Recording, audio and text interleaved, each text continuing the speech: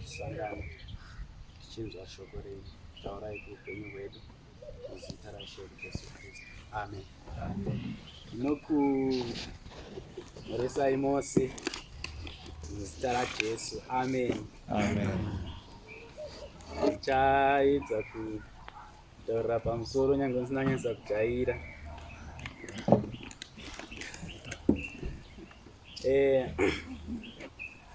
Sermon yedu yanhasi iri pana John chapter 20 verse 1 kusvika pa10. Asi ini ndichashandisa version iri kuna Matthew. Inyaya 1 dzaungofanana, asi nyaya ndoda kutsanangura zvakanaka inonyatsokubuda kana ndikashandisa version iri kuna Matthew chapter 27. Matthew 27 verse 62 kusvika paMatthew chapter 28 verse 15.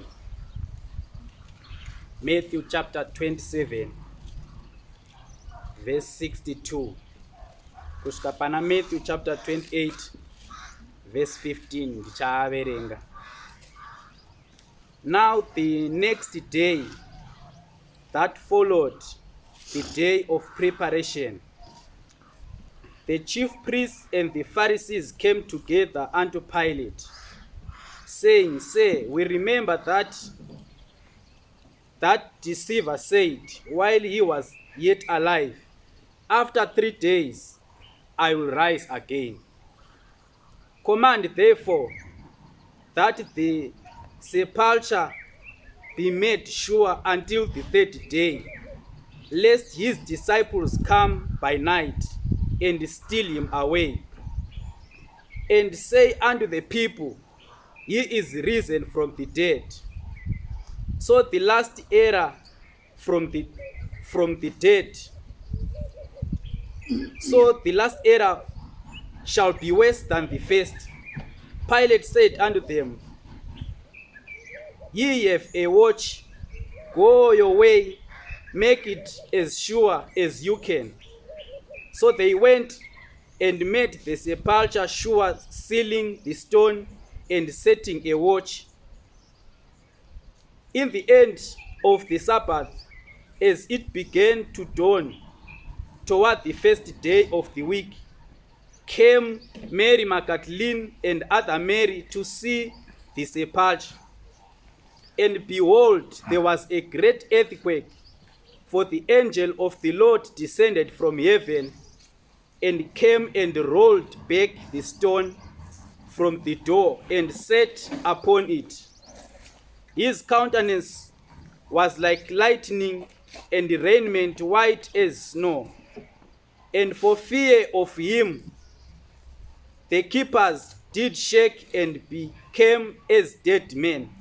And the angel answered and said unto the woman, Fear not, for I know that you seek Jesus, which was crucified. He is not here, for he is risen, as he said. Come see the place where the Lord lay, and go quickly and tell his disciples that he is risen from the dead, and behold, he goeth before you into Galilee. There shall you see him. I have told you. And they departed quickly from the sepulchre with fear and great joy, and did run to bring his disciples word. And as they went to tell his disciples, behold, Jesus met them, saying, All hail! And they came and held him by the feet and worshipped him. Then said Jesus unto them, Be not afraid. Go tell my brethren that they go into Galilee, and there shall they see me. Now when they were going, behold, some of the watch came into the city, and shewed unto the chief priests all the things that were done.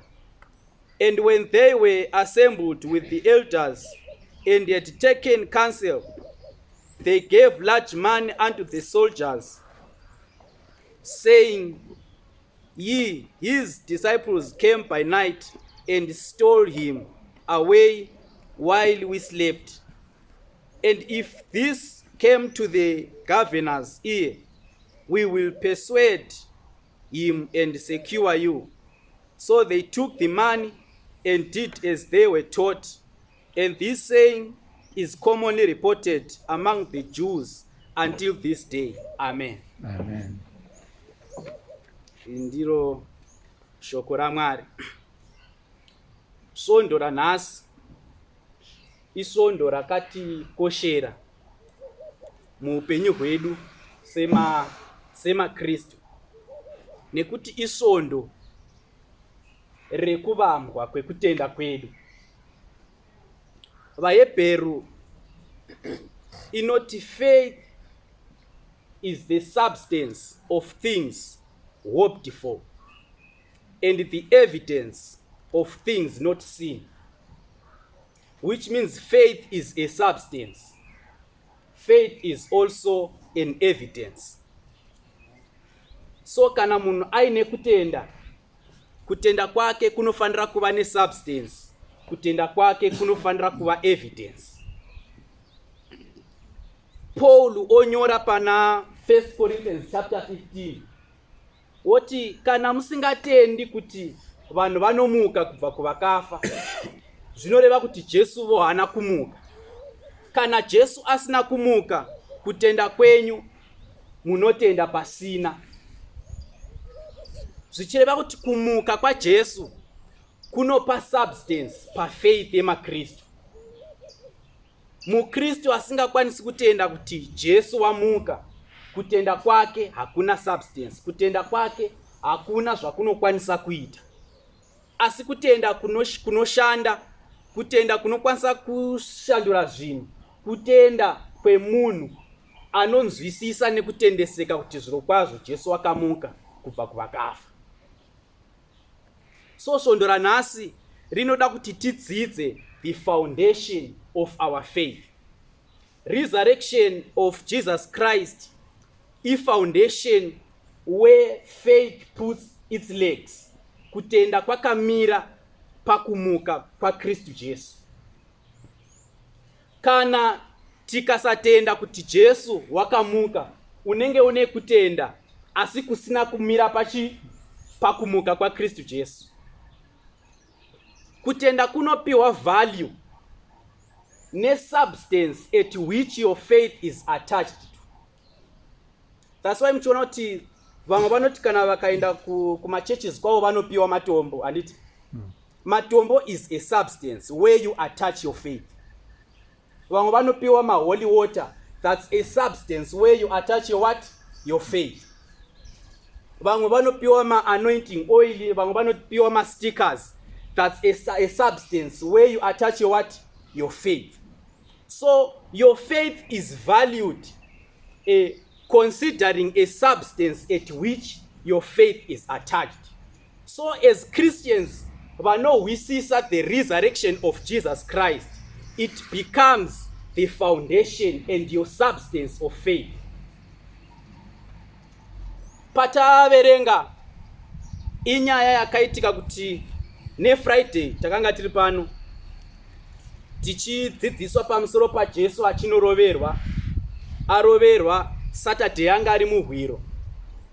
Sunday morning Jesu ndo paanomuka. So neSunday morning priest anogara pasi votanga kutaurirana kuti murume uya akafa wakataura kuti nezuva retatu anomuka. Saka toita sei kuti asamuka? Ndokubva vatanga kuronga mazano ekuti Jesu arambire muhwiro asabudamo. Vatanga kuronga mazano. Jesu ari muhwiro, madisciples ake vari hopelessness situation where munhu paanenge asina hope. Ivo vanovona kuti pane vanhu vasina hope, vanhu vakawanda vanga vaine tariro yokuti Jesu anomuka. Mukaverenga nhau yevakomana vaiva murodhi kuenda kuEmaus, vanoti vachifamba vachitaura, Jesu ndokubva angosvika pavari vachitaura nyaya. Akati, ko muri kutaura pamusoro pei? Zvikanzi wanga usipo here munhu, haugari muno muguta here, uri forena here? hauzivi here zvaitika mazuva 2-3 apfuura. Ndokubva vatanga kutsanangurira Jesu zvaitika, asi pane scripture pane vhesi inotaura kuti vanobva vati we hoped that he can deliver Israel. Vakanga vaine tariro yekuti achagona kudzikunura Israel. Mataurira vanoita vanoratidza kuti tariro yavo yanga yadini, yanga yapera. So vanhu vanotevera Jesu panguva iyi inguva yavanopera hope. Tariro yavo muupenyu inotanga kupera. Jesu ari muhwiro. Panguva yavasina tariro, mapriest nemaelders vari kuronga mazano ekuti munhu anovapa tariro asatsoka, vagare vari vanhu vasina tariro muupenyu. So in life, nhasi ndoda kutenda kuti hatisi tose tine tariro.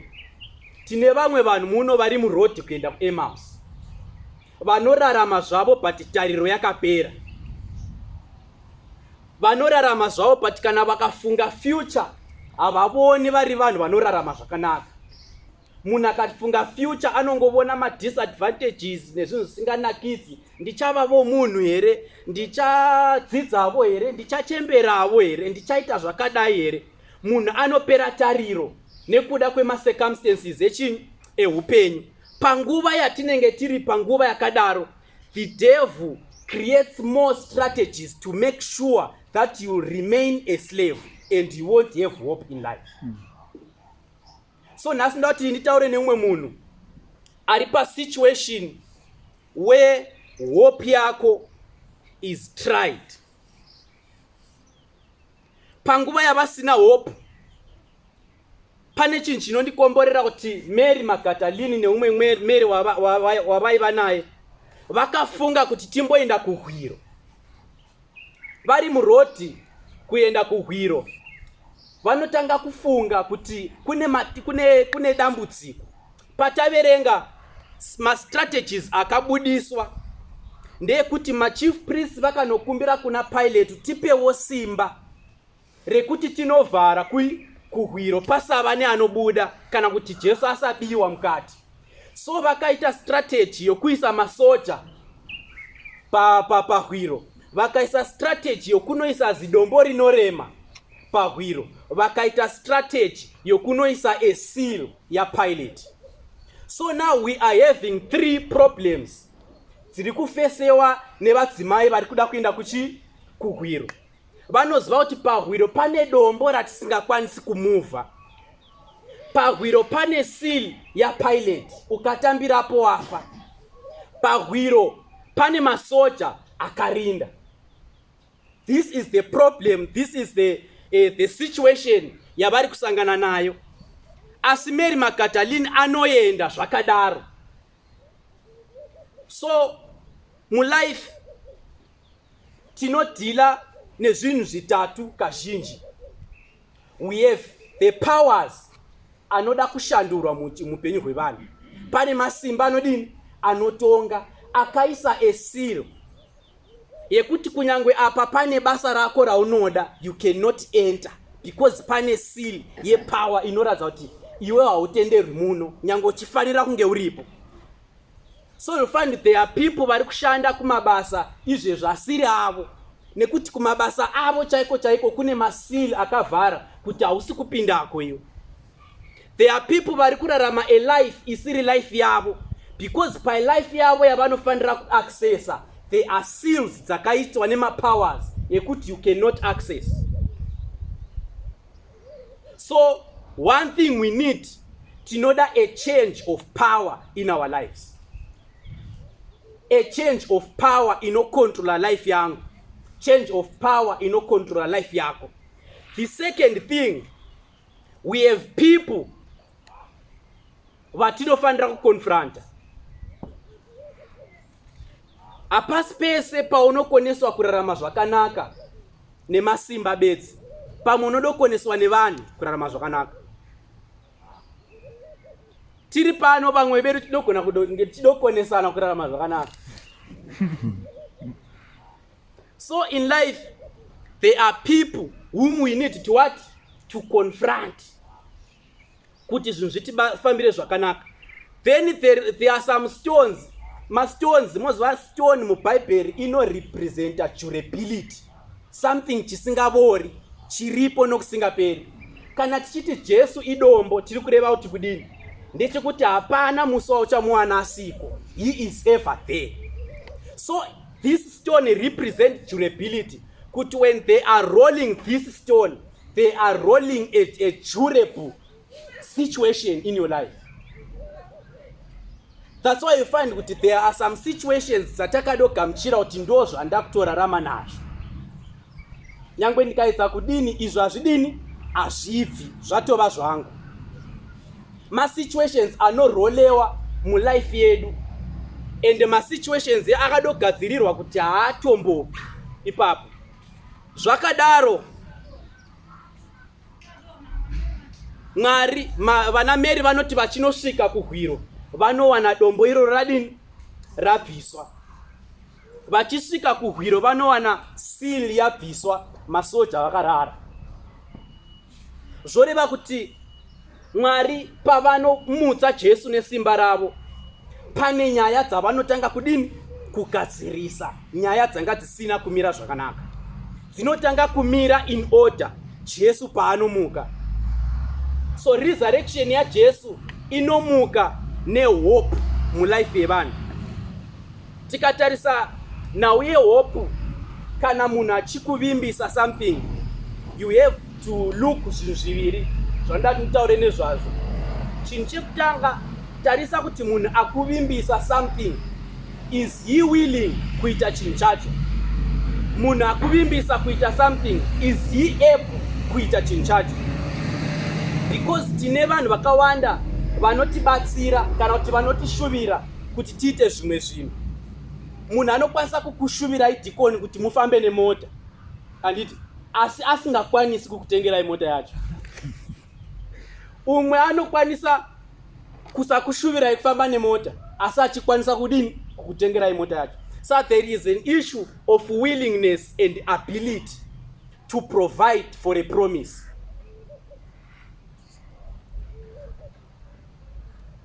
So the beauty of resurrection ndekuti inotiratidza macharacters maviri aMwari ekuti God is willing and God is able. Tikatarisa willingness yaMwari tinovona paanotipa mwanakomana wake Jesu ari one zvake, asina umwe wakasara naye. Asi Mwari oti, for the salvation of these people I am willing to give them my son. Ndo patinovona willingness yaMwari. So which means pama situations atinosangana nawo, we have to know kuti God is willing kuti tive free. Pane a story inotaurwa mushoko raMwari, andichazivi kuti munhu anga ari bofu here kana munhu anga ari mugwere chichi, asi paanosvika pana Jesu anoti kuna Jesu, kana muchida. Anditi Jesu vakati ndinoda, pora. Which means Jesu is ever what? Willing. So zvatinodzidza paresurrection, we learn that God is willing kuti iwewe urarame a free life. The second thing we learn kuti God is able. Kana Mwari vakakwanisa kubvisa dombo, vakakwanisa kubisa seal ya Pilate, vakakwanisa kurarisa masoja. Not only that, vakakwanisa kumutsa Jesu akafa. Chini chingamukona pa life yako? Chini changakonewa chaunosangana nacho izvi? That's why kuchinzi resurrection ndo foundation ye faith. We go back and reflect pane zvaakaita, zvataifungira kuti hazvichaite, asi Mwari vakazviita zvikabuda. Which means even mu life yangu vanokwanisa kuita zvinhu zvikadini zvikafamba zvakanaka. So we have to reflect pa resurrection always patinosangana nema situations. Kuti ukasangana ne situations, maybe school fees iri kushota, you tell your school fees kuti uri kushota zvako, but my God is able. Hallelujah. You tell your situation kuti my marriage, you are not stable, but my God is able. Hallelujah. So in whatsoever situation you are facing, know that God is willing to save you. Know that God is able to save you. So vana Mary, I suspect ndo chinhu chavakafunga vachienda. Pavanoti vachisvika vanowana kuti zvinhu zvavakanga vachitya zvose hapasina kana one chiripo. Vasvika an angel inovashedza. Ivo vabudza kuti ndinoziva kuti muri kutsvaga Jesu. Haasi pano. Chiendai munobudza vana Peter kuti hanzi tinosangana Galileya. Ipapo angel chiri kutaura, masoja ndokubva vavona zvakanga zvichiitika, vanga vamuka manje. Ndobva vamanya kumapirisita vakanotaura nyaya dzakaitika. Pakarongwa rimwe zano futi kuti ngatichibudisai nyaya, tipe vanhu ava mari dzakawanda dzekuti vabudise nyaya isiriyo. That's how corruption works. Kana corruption yakutanga kubata, inotanga kubhatara vanhu mari dzakawanda kuti vataure nhema. Muupenyu hwedu even muno musvondo, there are some agents vanofamba nevhangeri renhema. There are some agents vanodoshinga kutaura wrong news about someone. Kana tichitaura nauyo kunyeyana, kushinga kutaura nhema pamusoro pemumwe munhu. Ndo nyaya yakaitika apa. Vakaronga varume kuti ngatibudiseiwo nhema. Samusi weSunday morning panobuda two different news, two different versions from the grave. Imwe inoti Jesu wamuka, imwe iri kuti Jesu wakadini? Wakabiwa. So ndiri kuona a confusion mutown. Vanhu vachifamba mharare, umwe achiti Jesu wamuka, umwe achiti Jesu wadini? Senguva ino ye-social media you come confused. Unoshaya kutenda kuti ndizvo here zvataurwa napresident kana ndazvisi. Umwe anobuda akadai, umwe achibuda wakadini? Kusabhilivha kwatinako social media nhasi ndo zvakanga zvichiitika panguva iyoyo. Wrong news dzadini? Dzabuda. Then kana wrong news dzabuda, zvava pamunhu, whose report do you believe? Hallelujah. Amen. Vamwe vari kuti Jesu wakadini? Wakamuka. Vamwe vari kuti Jesu haana kumuka. Iwewe whose report do you believe? Right, indoda kuti ndifambe nereport yandinobhiliva yekuti Jesu wakamuka. Saka ndine 3 ways dzekuprova kuti Jesu wakadini? Wakamuka. Ndingakupedza ipapo ndatopedza. 3 ways dzekuprova kuti Jesu wakadini? Wakamuka. First one ndo yakapusa yekuti kana muchiti Jesu haana kumuka, tipe ivo body yake tione. Iko zvino munoziva kuti ma-archaeologist hapana chinhu chavasingaprove. Vanokwanisa kukuprovera izvezvi kuti Solomon aigara kupi, ngoro yaishandisa, vanokwanisa kuprova zvese. Ngavatipruvirewo kuti Jesu haana kumuka. Tipei proof. Proof hapana. Ndo first chinhu number 1 yokuti as long body yake isingaonekwi, pasina anoziva pairi, ndinotendeseka kuti Jesu akadini? Akamuka. Chinhu chepiri mukaverenga pana 1 Corinthians chapter 15, Paul anotanga kutaura kuti Jesu wakamuka. Akatanga kuonekwa naPeter, akaonekwa nemamwe madisciples 500, akaonekwa naTimothy. Inini muduku wavo ndikazomubonavo. So the fact that disciples vose zvavo vakavona kuti Jesu wakamuka is enough for you to believe that Jesus Christ rose again. Hallelujah. Amen. Is enough for you to believe. Not only that, handei palife yavakararama vangani vakafa zvakanaka. Vana Peter vakafa vachiroverwa. Vana James vakafa vachiroverwa, vamwe vakafa vachirohwa. Chavairohwekwa chinyi? Vairohwekwa kusatenda kuti Jesu wakabiwa. These people had an opportunity to save their lives. Vaikwanisa kungoti Jesu haana kumuka, voramba zvavo vachidini? Vachirarama. Asiwo vakamira vakati handingatauri kuti Jesu haana kumuka, ini ndakamubona. So life yavakararama vachistruggle to make sure kuti vhangeri yechokwadi inoparidzwa kusvika nhasi must be enough for you to believe. Pane munhu angafira nhema here? Hapana. Chekupedzisira, Paul anoti akuparidzira vanhu atendevuka. Vanhu vairamba kumutenda vachimuti tinokuziva iwe waiuraya chechi iwe persecuting church. Anofamba kutanga kuudza vanhu kuti inini Jesu ndakamuona. Kana musingakwanisi kutenda kuti ndakaona Jesu, chingotarisa ivo zvenyu life yangu. I was changed. I am no longer whom I was. Zvandakanga ndiri pekutanga handizvo zvandiri izvezvi. Maindiziva zvenyu ndiri muurayi, asi pandakasangana naJesu ari kunzi haana kumuka, upenyu hwangu hwakashanduka. So the third evidence yokuti utende kuti Jesu wakamuka, tarisa upenyu hwako. Hallelujah. Nongozviona kuti vamwe vedu pekutanga taiba nemhaka yei tisingachabi izvezvi. Ikaendereke kuendera kumberi. But your past is no longer your what? Your present. Zvinofanira kungokubudza zveka kuti for sure Jesu anodini? Anorarama. So regai ndingopfuura ndingotaura nevamwe vanhu vachiri kupast.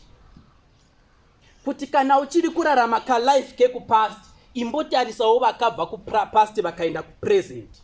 Umbozvibvunza kuti chini chavanotenda. Hallelujah. Chini chavanodini? Chavanotenda. And why iwe uchiri kurarama kupast? So nasi it's ndeimwe chance kanti opportunity for you to repent. Munhu ngadini? Ngatendevuke. Atende kuti Jesu wakamuka, Jesu mupenyu. So pazuva ranhasi tinohwisisa kuti Jesu wakamuka, ende tinokurudzirwa kuti titende kuti Jesu wakamuka. Tinokurudzirwa to be transformed muupenyu hwedu nekuda kweresurrection of what? Of Jesus Christ. Nekuti paanomuka anokoromora nheyo dzakawanda, anokoromora masil akawanda, anokoromora mapowers akawanda anga achibloka muupenyu hwedu, and we are able to live a free life. As long now wane access to salvation, wabane access to righteousness, wane access to peace, izvozvo zvoga zvinokwanisa kukuita kuti utende kuti zvirokwazvo Jesu akadini? Akamuka. Saka semarutera nhasi tinoda kuti patinotenda kuti Jesu akamuka tisasvika pakuchinja chokwadi chevhangeri. Madisciples nyaya iyi vakaifira vasingadi kuidini? Kuichinja. Nesuwo ngatisvike patinopasa from generation to what? To generation. Tichivataurira nyaya yechini? Yechokwadi. I believe I have pastors amongst us. You are here to make sure and to safeguard that the true gospel is passed from generation to generation. Hatisi pakurelaxa shoko raMwari richimonyororwa. Hallelujah. Pane mapastors vanogara vagosununguka vhangeri yenhema ichidini? Ichifambira kumberi. Pavanosvitswa pamakona, because this life ilife inoshedza upenyu hwako. Sometimes you die for this. Paunomirira chokwadi vashoma vanorarama zvakanaka, ende vakawanda vatinovenga vanhu tinovavengera chokwadi. So let us try to pass this truth from generation to generation. Nekuti vhangeri takaigamuchira kune vamwe vakatozvifira. Kana tadawo kutenda kuti Jesu wakamuka, ngatizvipirei kunopa chini? Coming generation kuti Jesu wakamuka. Muzita raJesu. Amen. Amen. Ngatinamatei. Baba, tinokutendai muzita raJesu nekuda kweshoko renyu. Tinokutendai nekuda kwekutisimbisa. Tinokutendai nekuda kwekushandura upenyu hwedu. Simba rekumuka. Paul raanotaura kuti that I may know the power of your resurrection. Ngariramba richibata muupenyu hwedu. Tinonyengeterera tsukunuro pakusungikana kwese kuri muupenyu hwedu muzita raJesu weNazareta. Tinonyengeterera kuparadzwa kwenheyo nemaboundaries atingadaro tichiisirwa newakaipa muupenyu hwedu nekuda kwesimba rekumuka kwenyu muzita raJesu weNazareta. Tinokutendai nekutipa rugare, tinokutendai nekutipa utsvene muzita raJesu. Amen.